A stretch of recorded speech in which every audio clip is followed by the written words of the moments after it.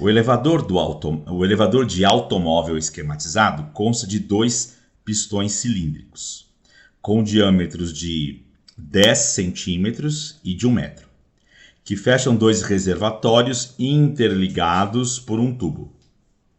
Todo o sistema é preenchido por óleo, sendo desprezíveis os pesos dos pistões e do óleo em comparação com o peso do automóvel. Então nós temos um carro aqui de 10 toneladas, 10 Fuscas. Responda: qual é a intensidade mínima da força que deve ser aplicada ao pistão menor, que tem um erro de português, não é menos, é menor, para que o automóvel seja erguido? E item B, qual deve ser o deslocamento do êmbolo menor para erguer de 10 centímetros o automóvel? Então, vamos lá. Pessoal, então nós temos aqui, pelo princípio de Pascal, a variação de pressão que nós causamos numa extremidade vai aparecer na outra. Qual é a ideia? A pressão provocada aqui vai ser transmitida ao longo de todo o líquido, tá bom? Todo o líquido em equilíbrio estático.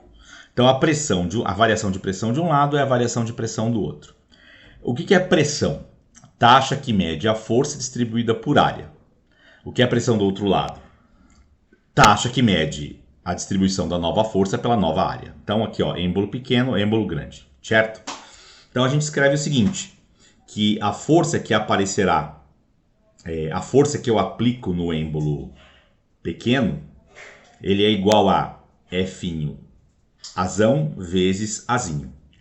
A pergunta é, eu preciso erguer aqui 10 mil newtons, provocar uma força semelhante a 10 mil newtons para erguer o veículo. Então eu escrevo 10 mil newtons vezes Azinho sobre Azão. Ora, a áreazinha é πr², a área zona é πr². Eu corto π com π, eu tenho aqui, se o diâmetro do pequeno é 10 centímetros, aqui eu tenho 5 centímetros.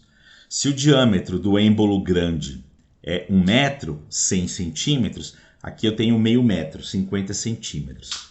5 ao quadrado, 25, 50 ao quadrado, 2.500, centímetro quadrado com centímetro quadrado, eu cancelo. Vejam que houve uma sobra desta unidade. Em Newton eu estou calculando força. Então a força que eu preciso aplicar aqui no êmbolo pequeno é de quanto? 100 newtons. E nós encerramos aí o item A. Agora vem o item B.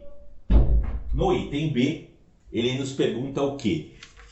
Qual deve ser o deslocamento do êmbolo menor para erguer de 10 centímetros o automóvel? Então, qual vai ser a ideia? A ideia vai ser a seguinte. O volume deslocado de um lado deve ser igual ao volume deslocado por todo o êmbolo. Nós estamos imaginando um líquido ideal, incompressível.